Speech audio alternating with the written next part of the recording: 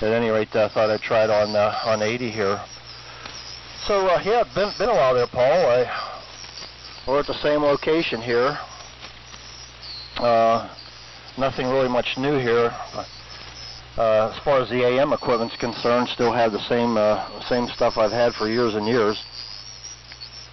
And running the old Collins KW1 here this evening to the 80-meter half-wave dipole, and receiving on a Collins 75A4. So, how you doing there, Paul? WA3VJB, WA3GPE. Good to hear you on. KW1's making the trip. WA3GPE, WA3VJB, right back. Yeah, same thing here. Still running the broadcast transmitter and Collins R390A and dipole.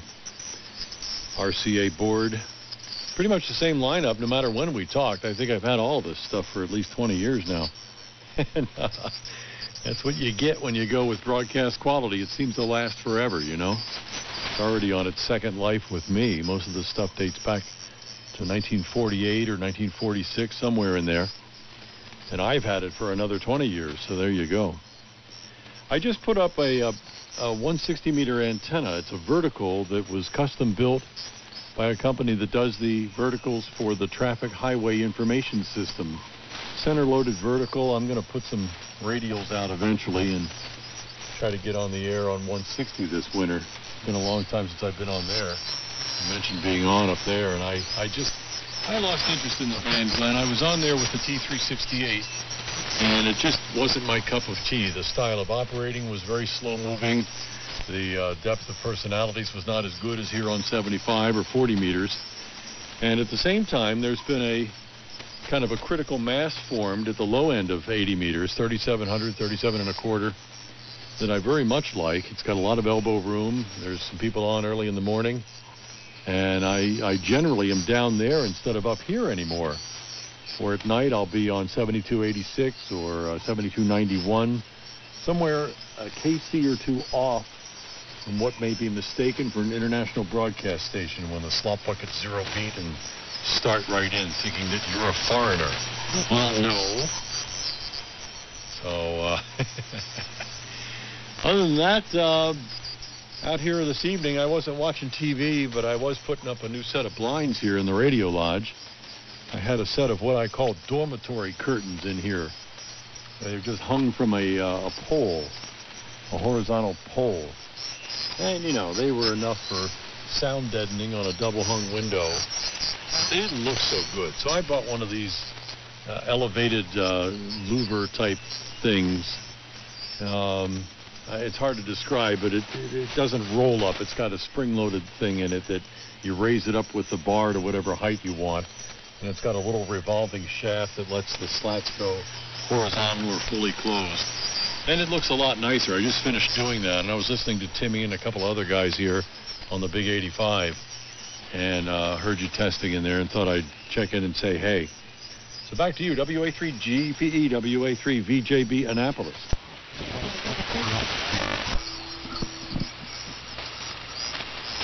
Yeah, great there, Paul. WA3VJB, WA3GPE. Well, I have to come clean with you, Paul. I wasn't operating AM on 160. I was operating now don't choke sideband, and I can hear the collective gasp of 50 different hardcore AMers. Sideband.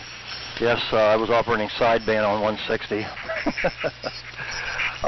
In the past I worked AM, but there wasn't much activity up there, and sounded like a couple of selective groups or a selective group, and I just didn't want to be involved in that. So no, all my activity there's been on actually AM minus the carrier and minus the sideband. How's that for accuracy? But yeah, well, the 160-meter antenna actually came down a couple of years ago after I'd replaced everything on it, and the center support the rope broke right at the top, of course. So I had just kind of left it down. I didn't even bother with it, and just over the summertime I took a couple days and put the 160. It's a half-wave inverted V. It's about 250 feet long, so Works real good. Works real good. But at any rate, well, the reason why I had to leave the TV, Paul, was because of these political ads. I don't know if you've got any big elections in Maryland, but I think you're in Maryland. Yeah, Annapolis. But here in Pennsylvania, we've got a hotly contested race for senator and governor, and it just goes on and on and on. It just, I can't stand it, you know. And you hear smear tactics from both sides, and what it boils down to is that none of them are any good. They're all liars. They're all frauds. They scam people. So, well, you know, who do you have? Maybe you can write in your candidate or something like that. And I always thought a third party would be necessary. I guess they did at one time, but that never came to pass. So we're just stuck with the same two. But those political ads are they go on and on. It's just ridiculous. So I had to get away from that nonsense. So I got something for you there, Paul. You talking about the broadcast rig? Yeah, you sound great. Yeah, I'm trying to. I got a Collins 20V2, and I want to get rid of it. I've had it in the garage for years and years and years, and I had plans for it, but I'm not going to do nothing with it. So I'd like to get rid of the Collins broadcast transmitter. Now it doesn't have any tubes in it, for one thing, but all the decks are there. You know, all the iron is there. If any of it's any good, I don't know. It looks like it has a fairly new Peter Doll plate transformer with it. And I have a couple other things I got are broadcast consoles, Arrakis broadcast consoles with the VU meters and everything. I've got two of them. I'd throw them in. So if there's any interest in the transmitter and the audio consoles, why I'd like to get rid of them. Like I said, I haven't done anything with it, and I really need the space in the garage now. It's kind of cluttering things up, and I need to get it out of there. So I know you were keeping track of a lot of that stuff. I don't know. I've had that thing for probably 15 years maybe, or something like that. And I had plans on putting it on maybe 160 and 80, and that was about it. But since I have this transmitter here, you know, it works on 160 through 10 meters, and it's all set up and ready to go. I just didn't feel like messing around with the broadcast transmitter. So that's the story there, Paul. WA3VJB, WA3GPE. Yeah, you got an email address? What I'll do is post it around to some people who've been looking for them, and I'll get them to contact you. Yeah, I sure do. It's on QRZ. That's the best way to get it. Just look on my QRZ page, and my email address is right there. So, you know, like I said, it's definitely not in working condition. I'll tell you that.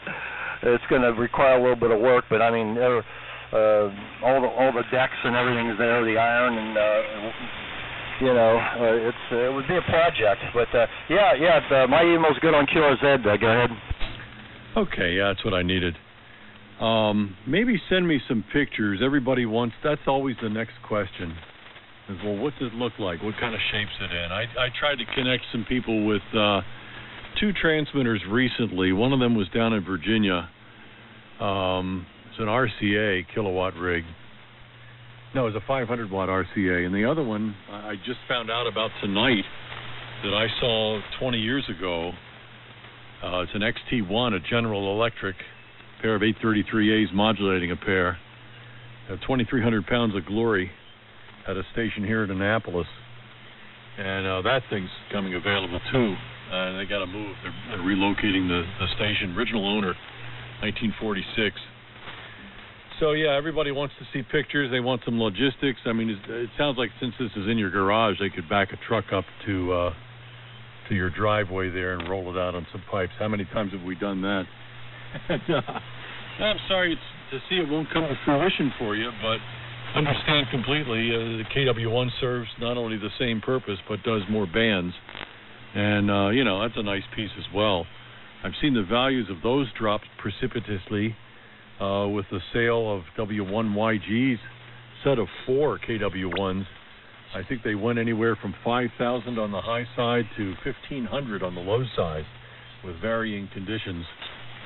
Yeah, very good, very good. Well, yeah, if I didn't have this transmitter, Paul, I'd probably the Collins would be the thing. It's really neat, though. They're really neat looking transmitters. I know you're you've seen plenty of the 20 V2s.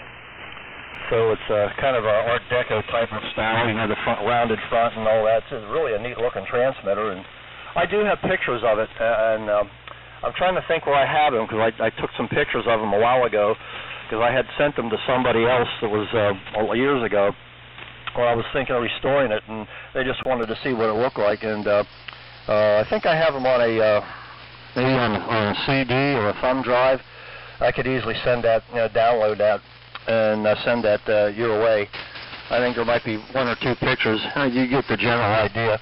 It's different color. It's from what I gathered, we had the two-tone gray, and then mine's like a brownish color, a two-tone beige or brown color. And I thought that someone repainted it, but I had seen other pictures of that particular transmitter, and they were the same color. So I guess what I'm thinking is Collins painted them two different colors, I guess. I don't know. But at any rate, yeah, I'm sure, even the iron alone, if someone wanted to, even rebuild it or do something else, I know there were guys were taking all the iron and decks out of them and putting them in a smaller footprint, rather than using that big cabinet. And they were taking all the decks and everything out of it and putting them in a smaller cabinet, which would be pretty good because it's pretty big. Yeah, it was really easy. I got it from, I don't know if you know Scott, WA3GPE, lives up in Brookville, north of me here, and he had it, and they had it in a pickup truck, and they had a big board and a big moving quilt or whatever, and they just slid it real easy. I thought it'd be a big job, but they slid it right down off the board, off the pickup truck, slid it right up, and moved it right in. Of course, all the iron and everything was out of it, so it was very easy. Yeah, it's very easy to get in the garage here, just to move it out. It's not, any stairs or anything, so it'd be very easy to get that thing moved out. 10 is great. Yeah, it's been really, really good. I had no interest in working DX, and that's about all I hear there, mainly European stations, and that's been going on for weeks now, maybe a month. I'd tune on 10 meters and I'd hear a lot of stations there. But there's a contest this weekend, and DX contest, 20 is unusable, and probably 15 and 10 will be unusable. But, if you like to want to work other countries or whatever, well, I hear the AM activity is pretty good. So, like 2900, 29 megs, I guess the AM guys run there. So, that's a thought, I haven't run 10-meter AM in, I couldn't tell you how long, a long time. So I got other transmitters here I could probably put on there, but that would be something to get into. But they said they were working some European stations, running 10-meter AM, so it'll be all right. I do have a beam up here. It's a Mosley TA33. 2015 and 10, and just one time, about maybe a few weeks ago, I went on 10 meters and I swung the beam towards Europe and worked a couple of stations in the UK and had a couple of nice chats with those guys over there. I swung the beam back to the west, and that was my extent of that was on sideband, by the way. That was my extent of 10 meters. But yeah, it is good, but I don't think the cycle is going to be all that great. I think it should be peaking about now, when they say 20, 22, 23. So this might be as good as it gets there, Paul. WA3VJB, WA3GPE. Yeah, man, the pressure builds. WA3GPE, WA3VJB, making a transmission. Signal's holding up nice, really, really good, solid 20/9 here on the R390A. And I think I'll squeeze a little bit of time out of it. I'm just going to throw a dipole up once again. The homebrew transmitter is a pair of 810s into what originally was a pair of 4-250s. I upgraded it to 400s, or the Amperex equivalent, and it does real well up there with a few hundred watts. Nice nice fire in the wire at that point. So I can run a dipole and get away with it because I can hear them. Cycle 25, the one that we're in, will have, for my first experience, the use of the internet-based constellation of SDR receivers. I have really enjoyed having them as an adjunct to the receivers here at home. First of all, to check whether I've got any signal into the desired coverage area. Tried to work into the Pacific Northwest late last year, and before the summer static season got going, so I can actually see or hear out there whether I've got a path or not. And now with the UK and Europe on 10 meters, I can check out some of the SDR nodes in that region to see if the band is open there, regardless of whether anybody's actually on at the moment. Of course, what good is it if nobody's on? But my point being, I could call CQ till I'm blue in the face, and it only goes down the street. If I know that there's a propagational path there, maybe someone else will be looking at one of those SDR waterfalls and say, a signal, and they'll get on. So we'll see what happens. Okay, thanks for the logistics on the 20V. Most of the 20V2 series that I've seen are two-tone in color. One of them is kind of a very dark umber, I guess they would call it. It's a dark beige or a light brown, and then there's a dark brown inset where that triangular chrome is on the sides, and it's a two-tone paint scheme. And of course the tubes are on each side of the transmitter. You can't see them looking square on through the observation window. But the only big difference between the original 20V through the 20 Victor 2 was I think there was some changes in the driver stage, but the cosmetics looked pretty much the same.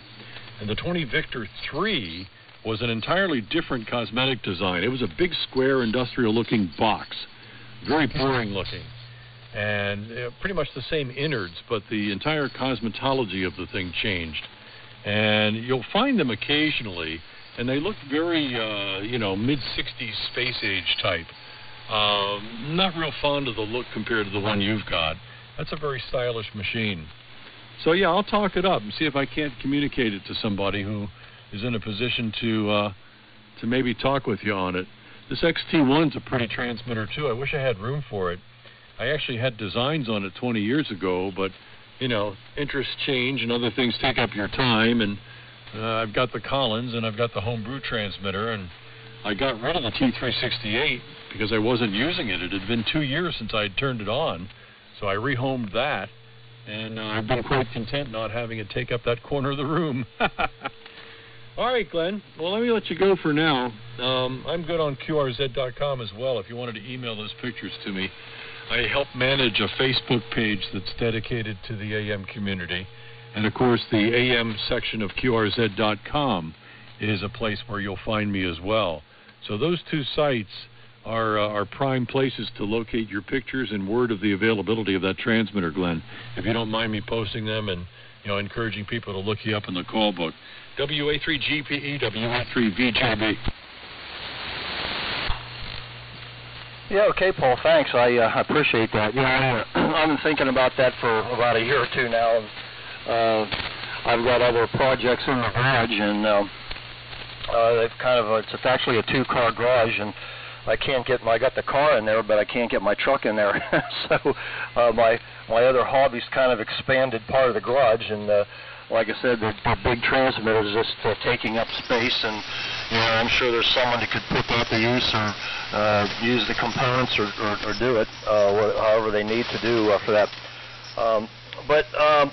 Yeah, we'll go on the web SDRs. Oh yeah, they're great. Yeah, they're great. I use them occasionally for checking my signal out. I remember I was checking out one of my rigs, and on 20 meters, and I didn't have an amplifier on. I thought, well, let me see if how I am to the West Coast, and I found a web SDR out in the Bay Area, and dialed it in, and I heard my radio perfectly fine running 100 watts, and I usually run an amplifier on 20, so I knew I was getting out. And, yeah, they're great. They're a great source of checking out band conditions, and a couple of other flex radio here that's got a great band scope and waterfall, and another new radio I bought about a couple years ago. So I kind of like the the band scope and the waterfalls kind of gives me an idea of where the signals are and all that. Hey, before you go there, Paul, like I said, I have these Arrakis broadcast consoles. You know anything about those? I have two of them, but I think you need power supplies to run them. Like, you know, I don't have that, but I guess they'd be of some value. I don't know. But like I said, are you familiar with these Arrakis broadcast consoles? Go ahead. I don't know the Arrakis brand. I mean, I've heard of it, but I don't know their models at all. I've never worked on. I think they're slide pots rather than rotary pots, which often means it's a newer board. Any sense of what kind of shape they're in, and if you can shoot me the model numbers?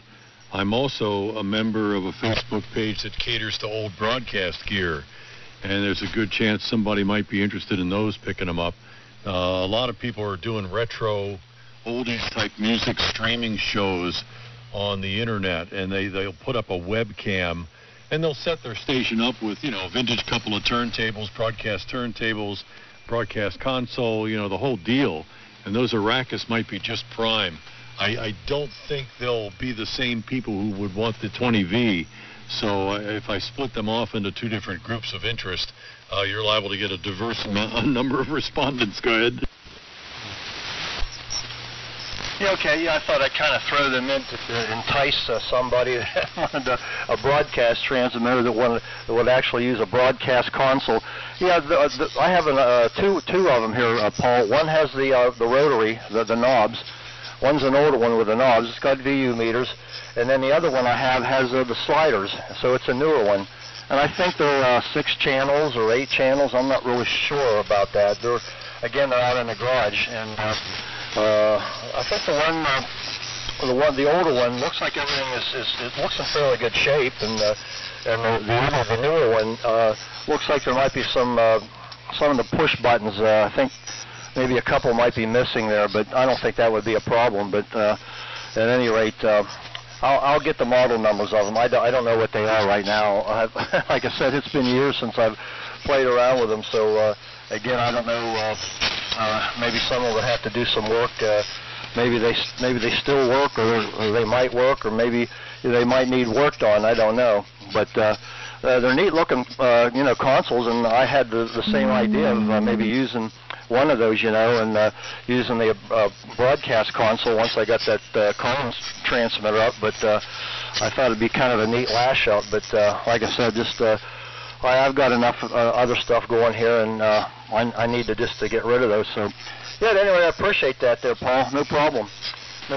So, at any rate, I think you wanted to get going there, but I was glad you gave me a call there. I wanted to get on 80 meters here anyways, and I haven't had this station on for quite a while, and I turn it on from time to time and, test with it, but to actually get into a conversation, well, I just really haven't done that. But anyway, good hearing from you. Yeah, you're about 30 over on the 75A4, just booming in here. And I think we're running probably close to the legal limit with this transmitter. Of course, as you know, back in the day, it was a 1 kilowatt job, 1 kilowatt DC input. So what's that in PEP? a lot. So, but at any rate, that's what we got here. WA3VJB, WA3GPE. All right, Glenn. Yeah, I'll do some research on the Arrakis boards just to see what kind of model range they had. And I doubt. Oh, it didn't sound like you had any pictures of them too. But please send me some pictures of them, both individually and together, if you can help it. I know it feels like a little bit of work, but believe me, that's the next question people ask me whenever I try to front this stuff out. Yeah, I'm using a console here myself. It's exactly the mindset that I have. I'm running a 1948 RCA console that uses octal tubes. Beautiful old board. Bought brand new in 1948 by a WHBR in Hanover. You might even be able to pick them up where you live. 1540, I think, AM. They also gave me an RCA 500, a pair of 833As into a single, and it was too tall for the radio lodge. So I moved that along to a guy in Connecticut But I kept the board and I kept the modulation monitor, and I have a separate little mixing console that came from the same station that's just beautiful stuff. The RCA stuff's just wonderful. I think Collins is a step behind it, as a matter of fact. RCA was in the broadcast business a lot longer than Collins, and I think they did a better job. They were considered a more premium brand than the Collins broadcast line was considered. So anyway, so I've got the RCA mixing console here just this evening, as a matter of fact. That's what you're hearing me on. And it's a nice lash up. I wish you were able to do so, but understand you need to park the truck too. Yes. I've got the Datsun, the boat, and my grandfather's Buick out in our garage. And when Pam said, why don't we build you a radio lodge, that's where all the good stuff ended up. So I'm on the back of the property, and this is where all the good stuff is. Anyway, Glenn, yeah, I'm awful glad to have heard you on. Check out 40 Meters Daytime if you have any time. 7286, 7291. There's a pretty good couple of groups on 40 Meters, both daytime and around 8 o'clock at night. 40 Meters has got some nice life in it. So if you're looking around for some other AM action, welcome back, by the way. Check out those two places, as well as down low on 80 Meters, 37 1/4, 3705, including early in the morning. 05 and 3720 are pretty good areas of activity from about 6 a.m. to about 9 a.m. if you're up and about early on. Catch you later, man. Good to hear you on, Glenn. Gee, it has been a few years. WA3GPE, WA3VJB. Yeah, I have been getting on 40 meters there occasionally, Paul, probably more than I have on 80 meters. I'd fire up around 7290 or 7295, usually 95. I got a couple of crystals, and I have a 90 and a 95 crystal, and I just put the 95 crystal in the one rig and park myself there. So yeah, I have been getting on there occasionally, more than I have here on 80 meters. Well, sometimes there's a lot of activity, and it just depends. And I've heard stations late at night, late at night on there, around 72, actually 85. I think there was a broadcast station that gets on 95 for a while. They're very strong in here. I think there was one up at 7300 too, I noticed. But they're few and far between, not like there used to be. I remember 40 meters when there was tons of broadcast stations in there, but I hear a few, but boy, not many. I don't think the shortwave broadcast situation is all that great. I was reading the magazine of all the stations that were closing down, I guess for funding or lack of people wanting to listen to shortwave broadcasts, and of course, the main thing is funding and money and all that. So at any rate, that's the way she goes there. But anyway, yeah, Paul, I'll see what I think I do have. I think I did take pictures of those consoles, those audio consoles. And I've got stuff on the thumb drives, like those little. Good evening, Paul and Glenn. That's Glenn. You're the one that prompted me to say there goes the neighborhood. I don't believe I made contact across town with you here on 75 meters. You are very loud. You're all very loud. Paul, Glenn, and Bart. Good signals. You're all 20 and 30 over here into the wrong side of Altoona, Pennsylvania. I'm not sure who's hearing me. Hopefully some of you are hearing me. I hope Glenn's hearing me. I want to welcome you. I think this is our first contact here on 75. I've talked to you on 10 on 40. And maybe on 20. I don't believe that you and I have talked on 75, but for the short 7 or 8 miles we are apart, you've got a good 30 over signal over here into the lakefront part of Altoona, Pennsylvania. All right, I'm not sure who it goes to here. I don't know if Paul checked out. I'm going to toss it back to Glenn. I'm interested to see if Glenn's hearing me from the wrong side of town. So WA3GPE in the group, KB3RQU. Yeah, Paul signed out there. Well, hello there, Scott. Good to hear you. Good to hear you, Scott. KB3R2U, WA3GPE. Yeah, I can barely hear you, Scott. Yeah, you're probably, well, I said about 40 over here. Yeah, he's a fellow Altoona there, Buzz. But his name is Buzz there, Scott, B-U-Z-Z. That's Buzz, W3EMD. And